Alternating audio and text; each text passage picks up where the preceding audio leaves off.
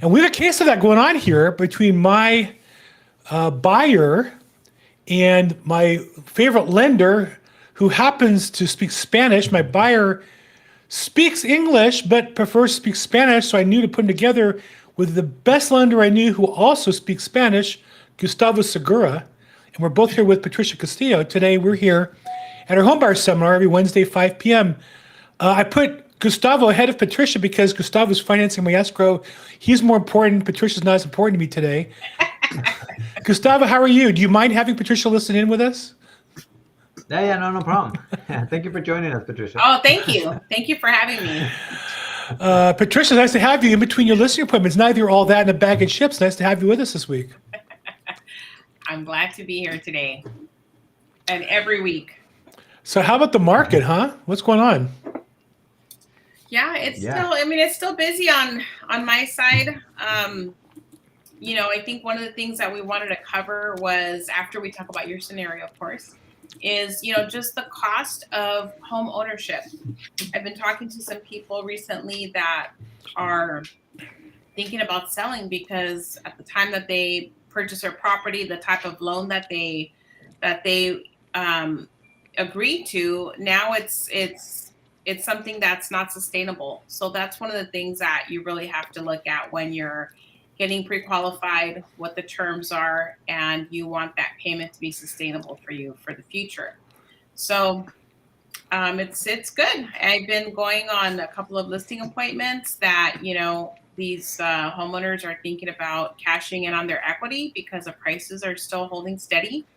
And, we're still at a low inventory market. So it's looking, pretty good right now for sellers to put their home on the market right now and really take advantage of the equity that they can benefit from at this time. So what do you mean when you say the payment's sustainable? What does that mean in English or Spanish, I guess? I'm just a simple real estate agent. What does that mean? Yeah. So for example, these homeowners that I was talking to just yesterday, they purchased their home over 5 years ago, and it was from a private lender that they received the funding from. And they're paying 9% for an interest-only loan. So their payments are about $6,000 a month, which is not sustainable for them in the long term. That's just interest. Once you add in the property taxes, which is almost $1,000 a month, they're basically trying to get out of the loan that they're in, and they didn't realize that they were going to have to continue with these payments at $6,000 a month. And so, well, hold it. So how did they not? Let's go back to how did they not know that? What happened that they got surprised? Before we go on, anybody has questions, if you're watching this, I see people on Facebook and YouTube, feel free to put questions there. We'll live chat. We'll pick up the questions live as best we can and respond during YouTube, Facebook, LinkedIn, if you're watching live. And if you're after the fact, we'll get back to you. But explain to me, how do they not, because I know that's one of the fears of buyers is, I'm going to buy it and all of a sudden things change. What changed that they got caught by surprise? So they originally got a loan from a private lender. So that loan was going to mature. So the lender said, we're going to connect you with another lender, private investor. We're going to get our loan paid off, and then you can basically do like a refinance with this other investor. And was the reason with the private investor because they couldn't qualify, because it was a unique property, an investment property? What was the circumstance they needed that kind of loan? So they just didn't have the credit. They just didn't have the credit to qualify for traditional financing. And this was a shortcut. Yeah. So, they're looking into getting a home. They've got a large family, 5 children, and one of the spouses has their mother living there too. So, they bought a nice big home, but like I said, it's something where it's not really sustainable anymore. Now with the kids are older, everybody's grown. A couple of the kids are driving. They have more expenses now, and they're still in an interest-only scenario, which is $6,000 a month, which is pretty high at 9%. So, whew. I mean, just to think you're only paying interest and you're not paying on your principal yet. And a lot of people were affected through COVID, different scenarios where they were either unemployed, maybe unemployed for a longer period of time versus shorter period of time. And so they came into financial hardships and, they fell behind on their payment. And I was just talking to Gustavo about this the other day because we're trying to help another client get pre-qualified, but because the mortgage rates affect your credit so badly, maybe if it's one, you can try to get that overlooked by a letter of explanation. But when you have consecutive late payments on your mortgage, that really, really hurts your credit. And so the lender sees that as a huge risk, and it's really hard to get a loan at that point. So a lot of people will turn to a private money lender because they will take a lot of these shortcuts. They kind of make up their own rules, and they're going to finance you for the purchase or the refinance, but you're really going to pay for it through the interest rate you're going to get. So through this program that we're doing here, this home buyer workshop, we really talk out all of these scenarios so that we can explain what your future payments are going to look like and make sure that it's something that's going to be sustainable for the buyer. Yeah. And I was gonna add to that. There's different levels of getting that loan, as Patricia mentioned. If you get qualified on a conforming type of loan, whether it's FHA or conventional, you're like one kind of borrower. And then if you have self-employed, and you got some income that is a little bit harder to document, you may be a non-QM, what we call a non-qualified mortgage, and that is a different type of borrower with a different type of lender. It's still doable, higher rate. Maybe the first scenario, maybe you get a 6. The next one is 7.5 or 8, and then the last one, like Patricia mentioned, you got your private lenders that will get you for 9-10% or so because they know you have no other options. So, and that's where here we can see, okay, which one are you? You may not know all the options, but we can help guide you as to your options and if there really is something that somebody can do later on or not, if this is your only way to get it. But then you have to have an exit plan out of that 9 or 10% interest rate. You got to say you can only do it for a year or two. You got to do your taxes differently. You got to do something different so that then you can refinance into a conforming loan, which is going to be your lower rates. So, I find so often that customers feel like they can't ask questions of on the broker or their lender. And I know that you guys, and I know personally, I'm always available. If a customer doesn't understand something, then at some level, I didn't do my job. I started this business in before Patricia was born in 1986. How about Gustavo? I was already and and I would have borrowers come to me and say, "I don't understand my loan. I took out a loan for 200,000, and now the loan balance went up. How does it go up?" Well, there was in the old days there was such a type of loan. There really isn't today the same type of loan. It was very common by the major banks and savings and loans, who all went bankrupt with these loans, by the way. They screwed all their customers, and then eventually they all went out of business, and they all got jobs at new banks, just kind of how it works. But what struck me was that the customers didn't know, they didn't understand what they were getting into. And I remember thinking, why would you do this? Like, why didn't you talk to the loan officer? Or he didn't return phone calls. He wouldn't answer questions. And I think that's the part that customers need to understand is, I know for me personally, I know Patricia and I know Gustavo, we're here because we want to help customers. That's why we do this business. That's what makes this business, instead of just a job, it's something I enjoy doing. And so to anybody there, if you don't understand what's going on with your loan, the payments, the costs, the potential changes in the future, taxes, anything, raise your hand if you're my client, especially, or if you're not. Come on this call or give us a call and we'll walk you through it. And let's see what the problem is. We get paid to solve problems all day long. There's no excuse for a professional not to have time to explain things to their customers. It's just, to me, malpractice. Yeah, absolutely.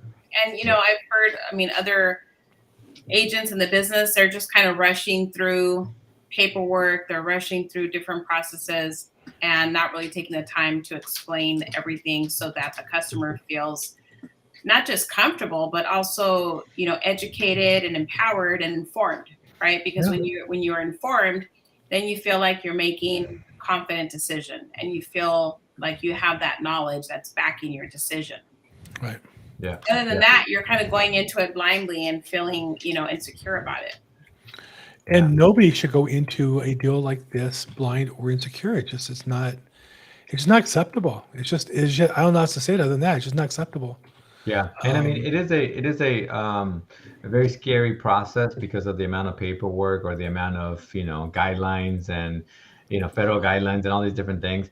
But it really is our opportunity to really explain it and walk them through it from start to beginning. This is what's going to happen. These are the things that you can expect.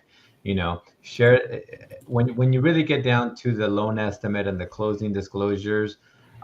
It's really 2-3 pages that it just takes a couple minutes to go through and walk them hand in hand so that they know what to expect at closing, so that they get it instead of just like sign here and that's it, which is what they used to do because they wanted to move on to the next one.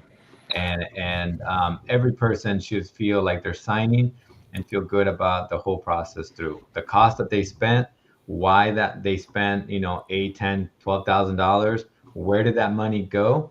And then also, what is their loan terms? What's going to happen? Is it going to adjust? I'm helping someone out right now in your same scenario, Patricia, where they are in an adjustable, and they've had that for like over 10 years.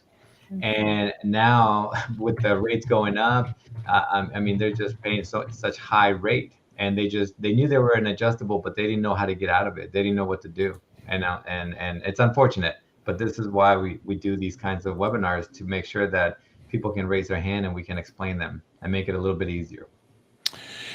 I think there's no reason why a customer shouldn't be able to find out.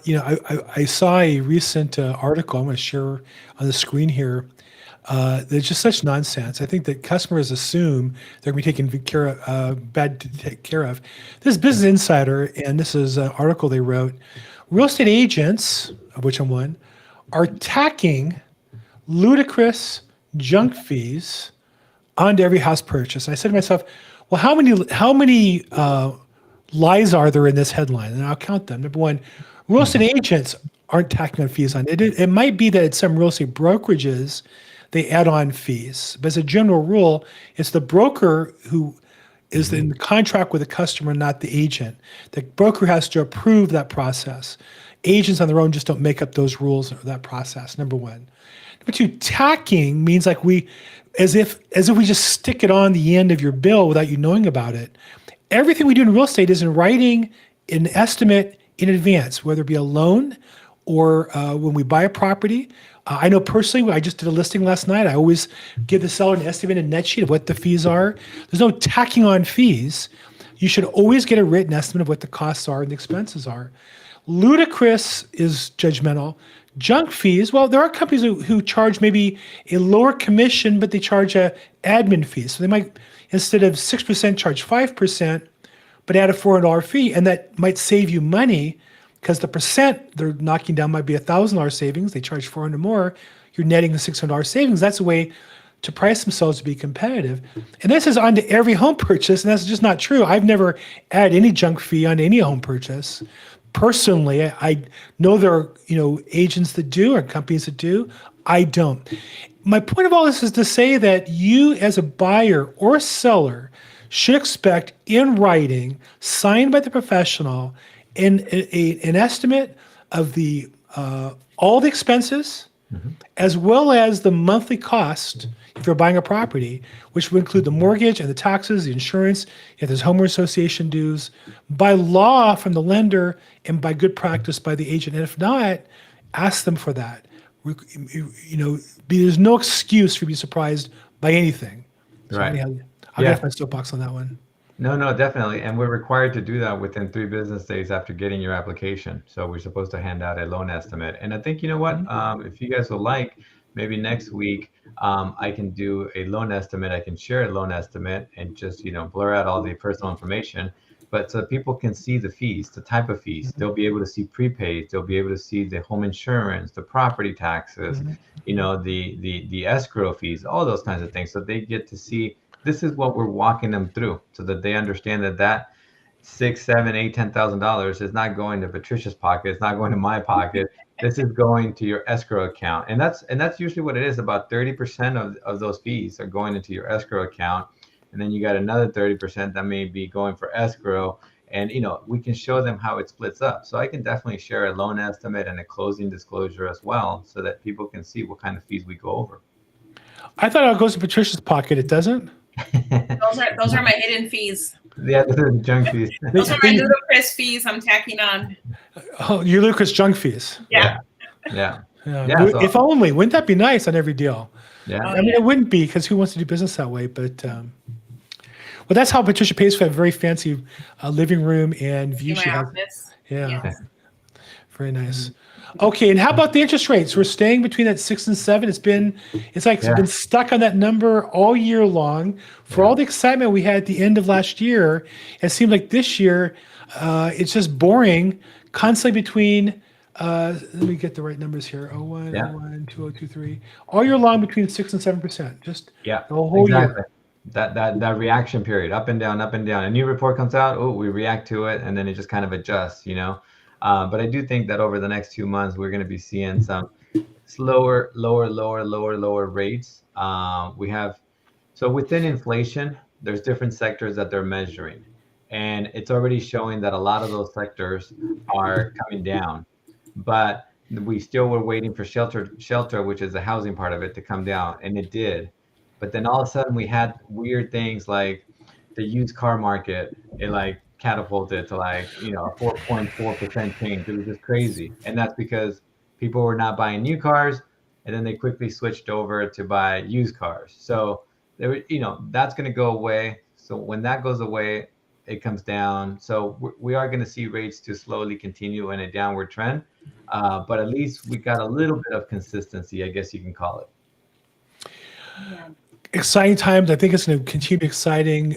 We have an election a year and a half from now, and you can already just feel the posturing. I feel like a field mouse in the jungle with the giant elephants fighting and the lions, trying not to get trampled in the politics of the Fed lowering rates, and Congress, debt ceiling, no debt ceiling. I'm just trying to help people sell one house at a time here. So try to keep your head down, keep your budget tight, stay within your expenses.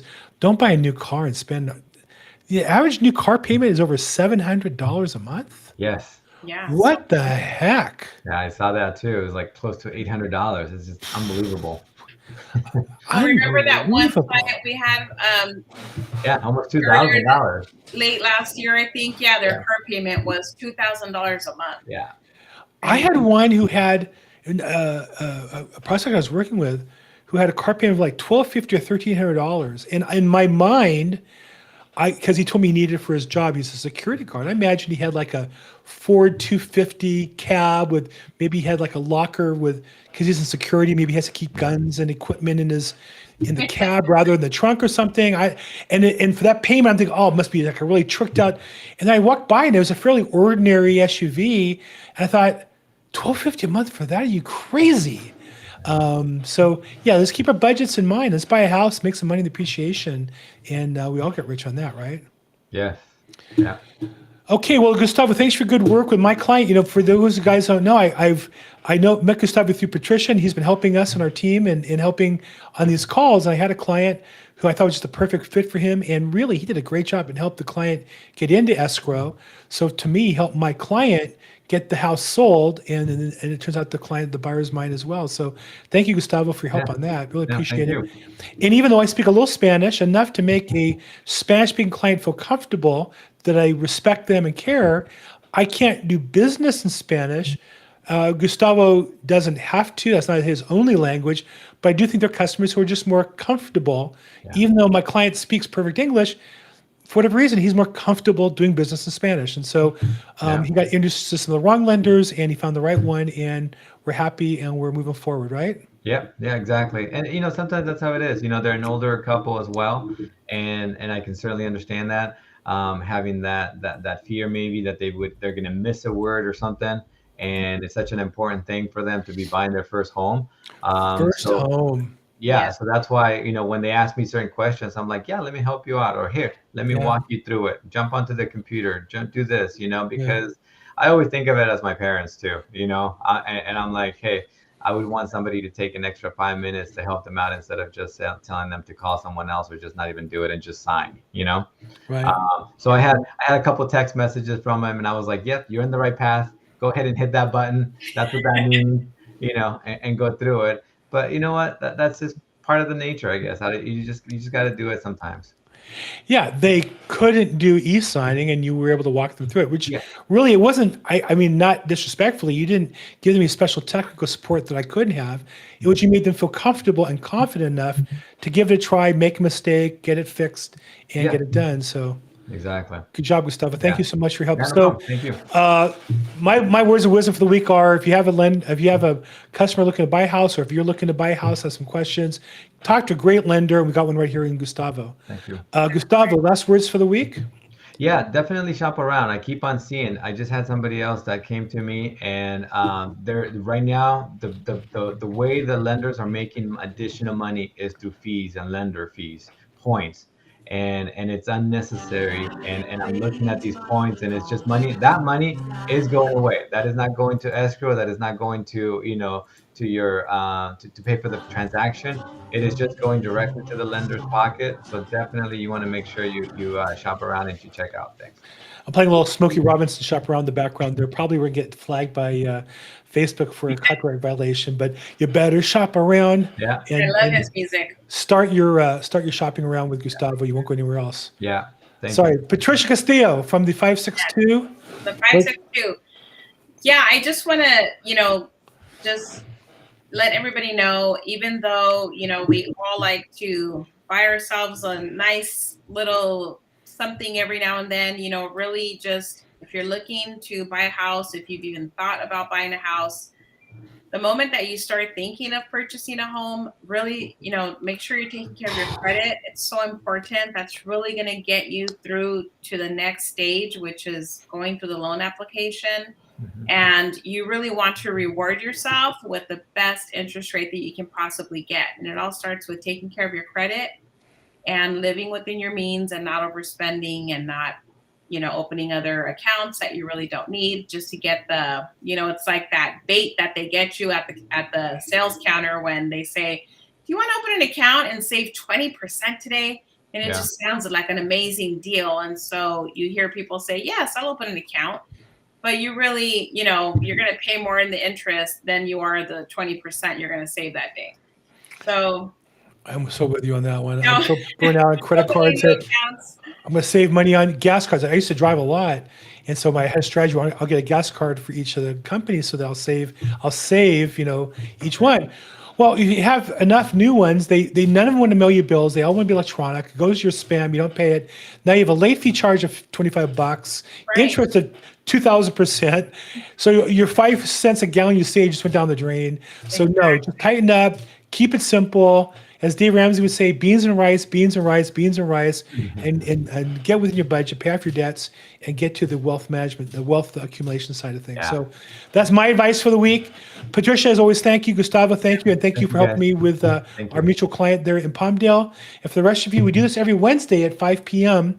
It's also live streamed onto Facebook and YouTube and various social media. Feel free to put comments there, reach out to us if we can help. And otherwise, make today your best day ever. Thank you, everybody. Thank you, guys.